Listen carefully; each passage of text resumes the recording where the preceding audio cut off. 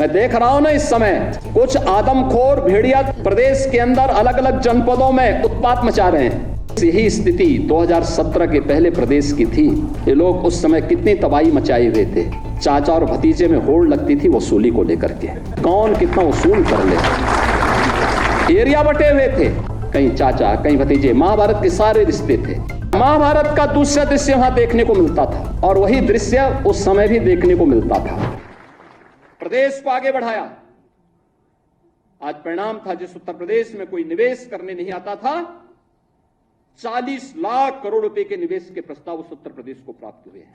40 लाख निवेश के प्रस्ताव का मतलब सीधे सीधे 1.5 करोड़ नौजवानों को नौकरी।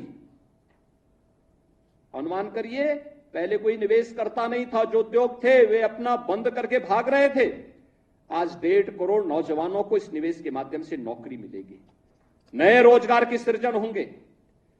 परंपरागत उद्यम जो बंद हो रहा था दंगों के कारण, अराजकता के कारण, गुंडागिर्दी के कारण, यह उद्योग फिर से पुनर्जीवित हो गया है। वन डिस्ट्रिक्ट वन प्रोडक्ट के माध्यम से पूरे देश का एक ब्रांड बन गया। हर जनपद का अपना प्रोडक्ट है। इसने लाखों लोगों को कार्य दिया है, नए रोजगार का सृजन किया है। प्रदेश में लगातार इनके माध्यम से आज विकास की प्रक्रिया के साथ हम आगे बढ़े हैं।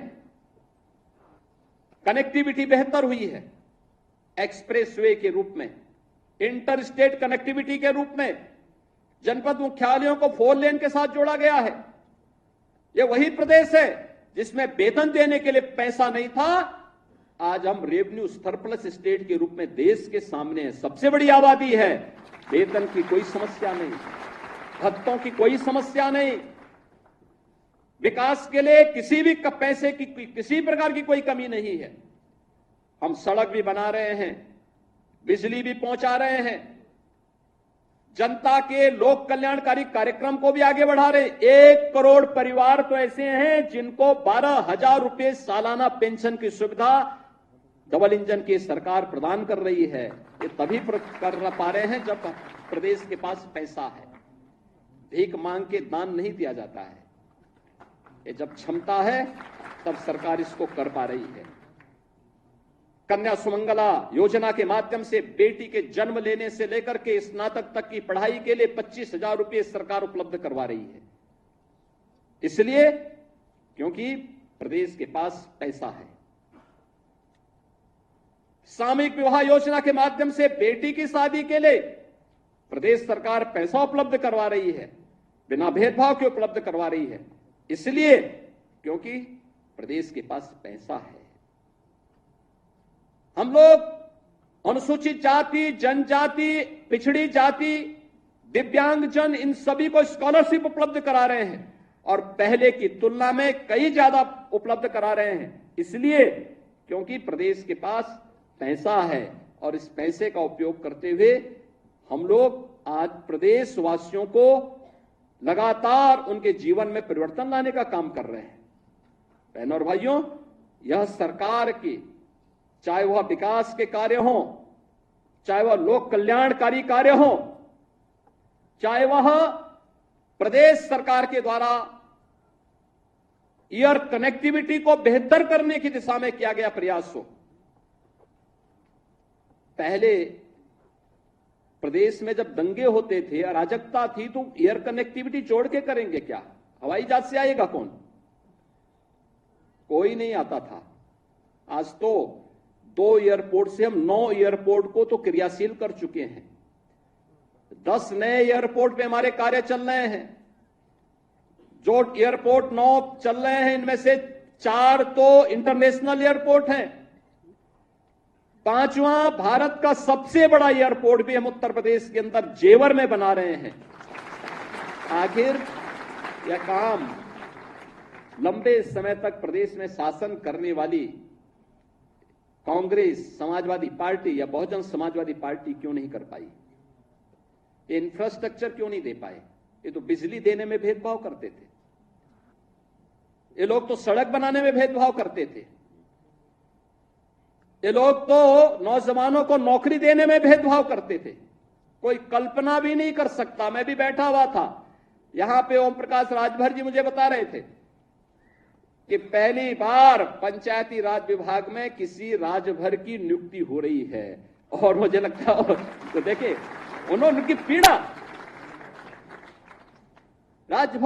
एक राजभर नौजवान की नियुक्ति, ये चीजें दिखाती हैं पारदर्शी तरीके से नियुक्ति हो रही है।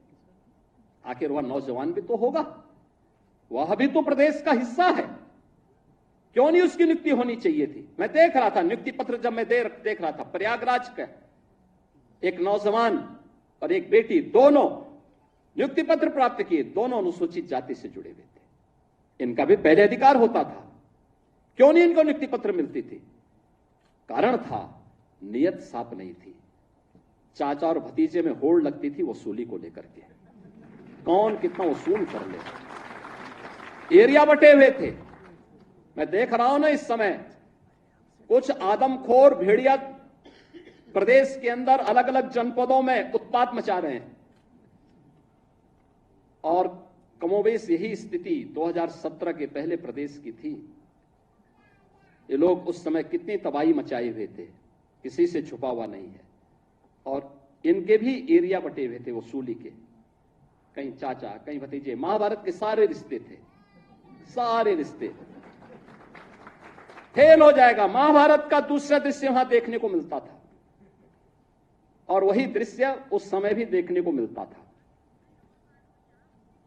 बहन और भाइयों, मैं तो केवल आपसे एक ही बात कहूंगा, ये जो लोग बोलते हैं इनको अवसर दिया गया था, जब उन्होंने नहीं किया है और जब इन्हें अवसर मिला है कि वो लूट खसोट किए हैं, तो इनको फिर से ये लोग कुछ भी बोले, कभी विश्वास करने की आवश्यकता नहीं। ये लोग बोलते रहेंगे, क्योंकि इनके पास अब बोलने के सिवाय कुछ भी नहीं बचा हुआ है।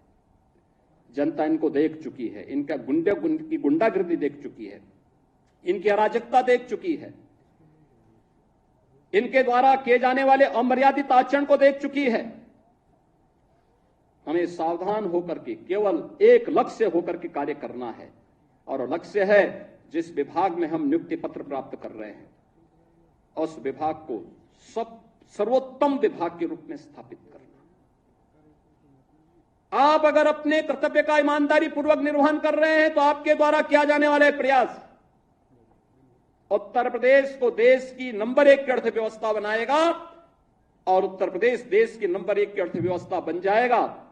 तो बहनों और भाइयों, कोई कारण नहीं कि प्रधानमंत्री मोदी जी का जो विजन है 2047 में भारत को विकसित भारत के रूप में स्थापित करना, तो विकसित भारत की संकल्पना को साकार करने में आपकी भी भूमिका होगी। आपका भी नागरिक कर्तव्य के रूप में आप भी अपने दायित्व का निर्वहन कर पाएंगे। और कौन ऐसा दुर्भाग्यशाली भारतीय होगा जो अपने देश को विकसित नहीं चाहता होगा?